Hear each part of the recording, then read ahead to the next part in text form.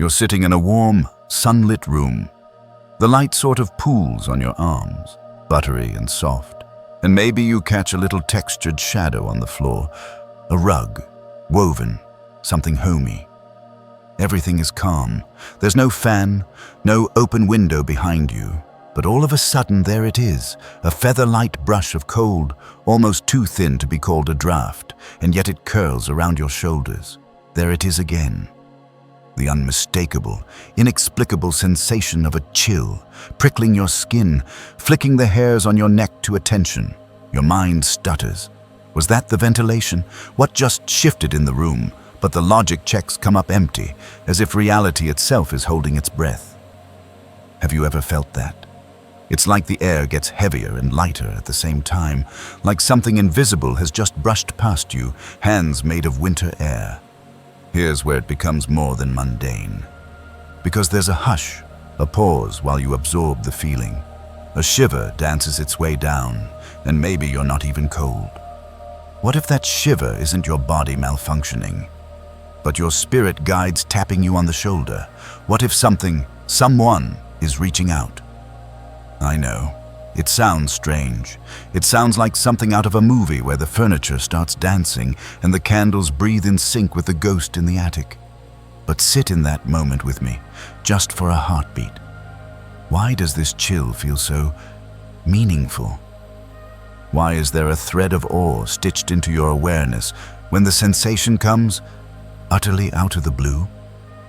Could it be that your body is opening a message?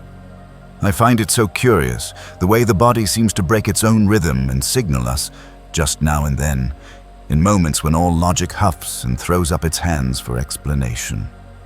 It's as if the world is suddenly perforated by something deeper, older, and more mysterious that we don't always notice. Let's hang out in that curiosity for a while. Let's just see what bubbles up when we don't rush to pin things down. You know, on the surface, there's nothing extraordinary happening. Your phone is across the room. Your tea is just cooling. Life is benign and unremarkable for a moment. Until the shiver. Until that secret sleight of hand, that not quite cold tickle up your spine. Have you ever wondered what's trying to get your attention? Let's turn over a few stones together. Not just for the cozy spookiness, but for that sweet, tingling sense that the universe is vast and alive and watching you without judgment. Only curiosity, only compassion. Okay, let me slip us sideways for a second, from the magical to the strictly clinical. Because, honestly, I find the bridge between science and spirit is the most fascinating part. So, the autonomic nervous system, this miraculous, almost ancient webbing of nerves and signals that control everything from heartbeats to goosebumps, has a habit of working in mysterious ways. Most of the time, chills are just that, your body reacting. Think about temperature, right? When you step from the bright outdoors into an air-conditioned cafe, you feel the sluice of cold air, and you shiver. That's the system working just right. Chills can arrive when your body moves between hot and cold, sweat and stillness. If the temperature dips, tiny muscles attached to hair follicles contract, and those little bumps pop up, goosebumps, a vestige from the days when we had more hair and every shiver was a survival signal. It's not just temperature, our bodies shiver with emotion too. Have you felt it in a crowded theater? That wave of shivers when the music swells just so? That's your autonomic nervous system reacting to awe or fear, even powerful empathy. This process of awe-induced chills is studied, in fact. There was a paper in the journal Social, Cognitive, and Affective Neuroscience, 2015, where researchers used fMRI scans to see what happens in the brain when people hear music that moves them to chills. They found that the brain's reward system lights up, dopamine floods in, which is the same thing that happens with food, sex, or winning, basically any primal sense of delight. Biological, right? And then there's paresthesia, that fleeting numbness or tingling, a distant cousin of the chill, sometimes a byproduct of a pinched nerve, sometimes a blood flow change, sometimes just a trick of the nervous system, logical, sensible, and yet, If it's all just electricity and chemicals and evolutionary history, then why do so many of us feel that second current? The one that tingles like recognition and sets a spark of alertness in the soul? Why, when there's objectively nothing wrong, does that cold spot feel filled with meaning? Is it enough to say, it's just my nervous system? Or is there another layer beckoning just behind the veil? I think about those moments when the chill comes at entirely the wrong temperature, in the full warmth of summer. Or when it zips along my arms the second before I hear big news, or the moment I realize someone is thinking of me. Halfway around the world? The space where science ends has always been the place where story, myth, and intuition begin. If this resonates with you, and you're ready to unlock more of these intuitive nudges in your life, I'm giving away my free ebook, The Magic of Affirmations. It'll show you how to align your energy daily and call in clarity. You can grab it now from the link in the description. Let's wander back, farther this time, into the deep woods of human story and the way the heart interprets what the skin and spirit sense. Long before electricity, before all these MRI machines and psychiatric studies and talk of dopamine and autonomic this or that, people were mapping chills and cold spots like signs in the forest. Think about the Celts. These people lived in a world fizzing with spiritual presences. There were gods in every river, spirits behind every tree. They spoke of thin places, places where the walls between worlds are translucent, almost gone. Suppose you're out for a walk, and you step into a ring of mushrooms, and like clockwork, a sudden chill lifts the hairs on your arms. That's a sign the world has gotten thin, that the spirit realm has come just close enough to brush your consciousness. In Native American tradition, the land itself is alive with ancestors who walk alongside us. When cold breezes flicker through a room where there's no possible source, or when the skin prickles in sacred places, it's sometimes understood as the ancestors' way of saying hello.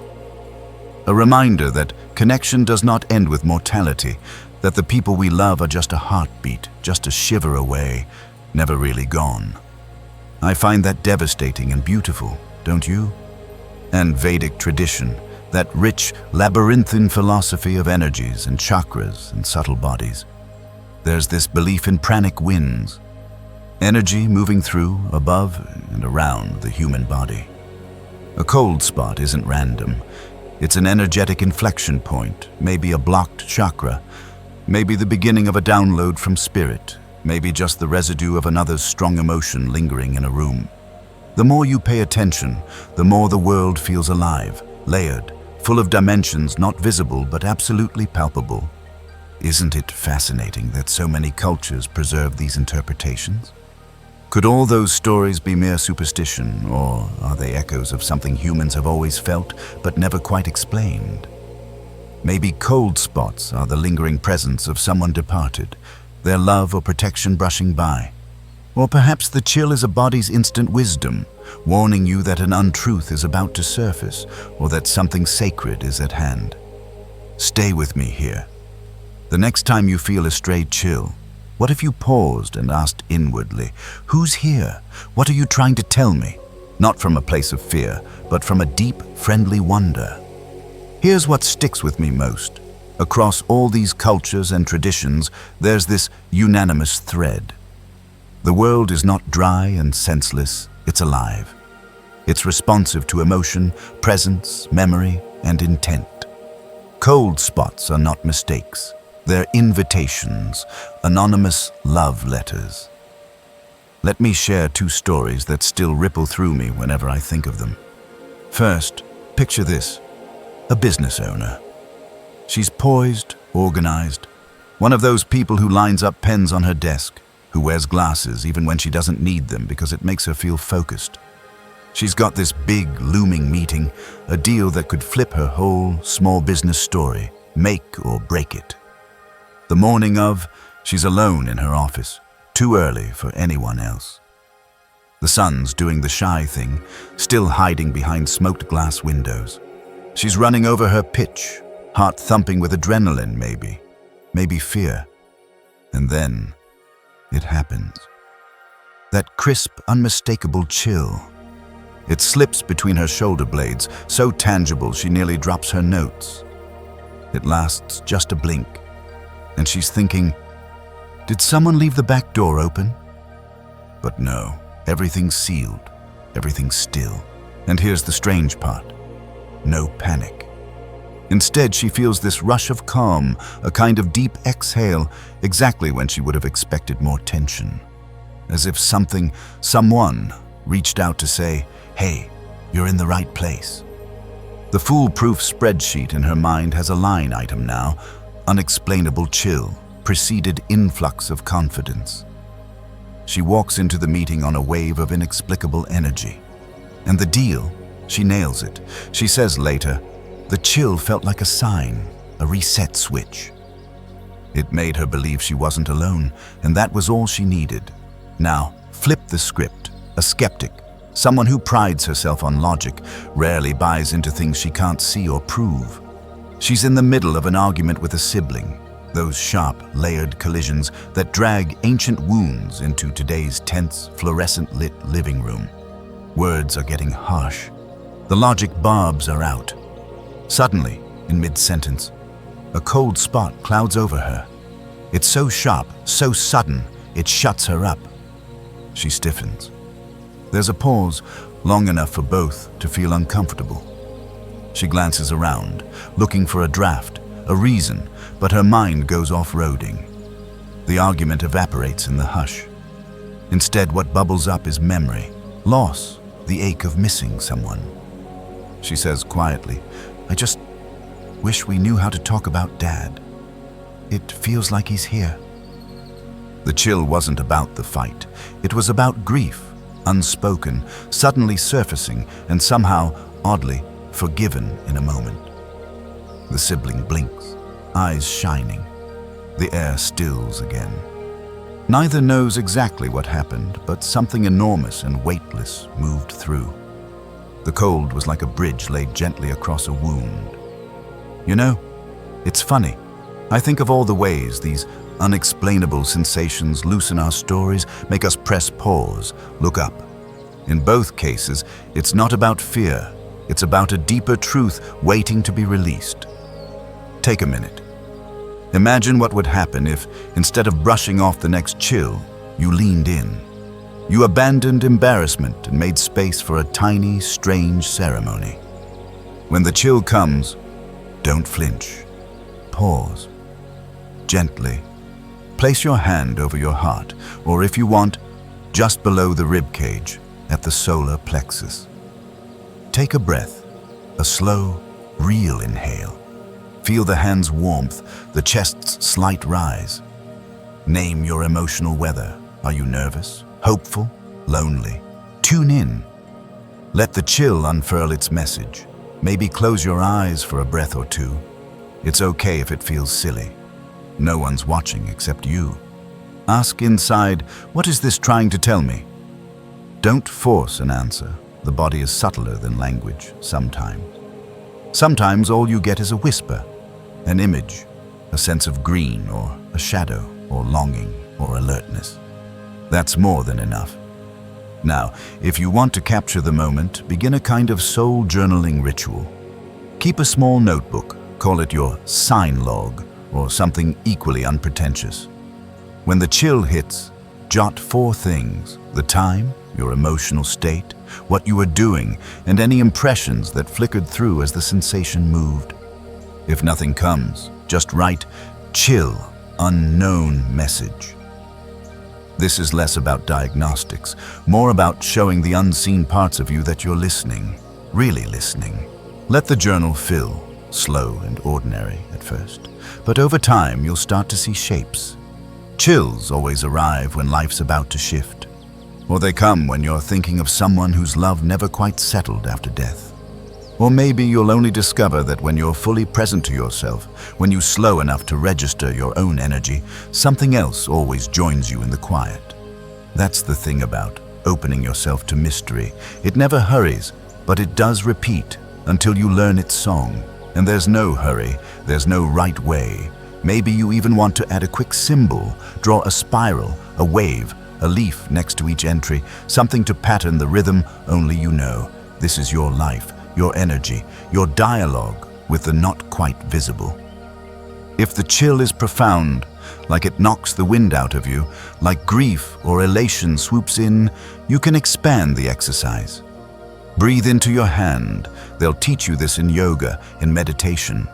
On the exhale, imagine you're sending a question into the space all around you. Who's here? What's shifting? Then, stay very still for just a moment more. See if the question pulls up a memory, a feeling, or maybe even a scent or a song lyric drifting into the mind. Let there be no pressure. Just curiosity, just repeated invitations for meaning to fill in the outlines whenever it's ready. If nothing comes, fine. The reverence is in the asking, the listening, not the answer. Sometimes, if you want, after these chills and their little interludes, you can light a candle. Not because it changes anything, but because a ritual is a way of declaring to yourself that you believe something more is happening than meets the eye. The candle flame becomes a witness, a partner in your not quite ordinary moment. And if you feel moved, write a letter to the sensation itself. Yes, a letter. Dear Chill. It's charmingly eccentric, but it works. Let the pen guide you. I felt you at 4 p.m., when the sunlight was goldest, when my hope was at its smallest. Were you a warning, a hello? Was someone thinking of me? Are you the memory of a lost friend? And then fold it away. Put it under your pillow, or tuck it behind a picture frame, or burn it if you want to let go. The act is enough. Chills are bridges, not destinations. By turning to face them, by building a gentle habit of inquiry and response, you're telling yourself and the universe that you're available to receive and to be shaped by what you don't yet understand. It all comes back, in the end, to the mirror principle. The body reflects the soul. If you think about it, the places we feel sensation, the timing of shivers, the odd coldness nestled into the quiet, these are all mirrors on your inner life. Real-time feedback that bypasses your anxious mind. These chills, these cold spots, aren't mistakes or body errors. They're echoes, little temperature signatures of what your soul is processing, what it's trying to release, what it's trying to receive. They're truth bubbles. If the body feels icy in the middle of warmth, maybe your soul is stirring, trying to remind you that your capacity for awe, for connection, for ancestral memory doesn't obey the laws of thermodynamics. What's been trying to get your attention lately? What secret thrum of intuition or memory has the chill been escorting up to the surface? Have you felt a tickle of warning before making a big choice, a rush of cold reassurance just as you're about to step onto unknown territory? Or maybe the cold only ever arrives in rooms cluttered with memory, spaces haunted by old laughter or loss. What's your hypothesis? What does your chill want from you? Let's linger here. There is no pressure to have a big answer. These chills are less about threat and more about invitation, to go deeper, to listen through layers, to reunite with lost parts of ourselves, or perhaps just to wake up a little more to the world's wild complexity. So here's a gentle handoff, an offer to keep exploring. Chills. They are more than mere reactions. They are responses to your body, to your spirit, to the silent conversations happening all around you all the time. Listen closely, and you'll realize they've been speaking to you all along. Subtle, yes, but steady. Sometimes the answer isn't an answer at all, just a presence noticing you out of the corner of reality's eye. If this spoke to your soul, or even your skeptical, rolling their eyes insides, I'd love for you to download the Magic of Affirmations. It's free, truly. It's a tiny book with daily prompts to help you tune into these signs every day, to work with your energy, to move from reaction to alignment and, frankly, delight. Click the link in the description and let your voice talk. Tell me what weird, wonderful things happen when you start listening with your full self. Life gets more interesting when you let the small things be magic. Honestly, I really want to hear your stories. When was the last time you felt a chill and just knew something was shifting, even if you didn't have the words for it? Drop your experience in the comments. Your own flicker of cold, your own visitations, your own little moment where reality seemed to get thin and strange and soulful. Like, subscribe if you're into it. Bring your skeptic or your seeker, and let's keep this conversation rippling, because the world is so much more wild and responsive and honestly intimate than we're ever taught. Next time that mysterious chill grabs you, don't run. Turn toward it. Listen for the message in its icy breath. Write it down. Let it change you. We're all tuning in together, one shiver at a time.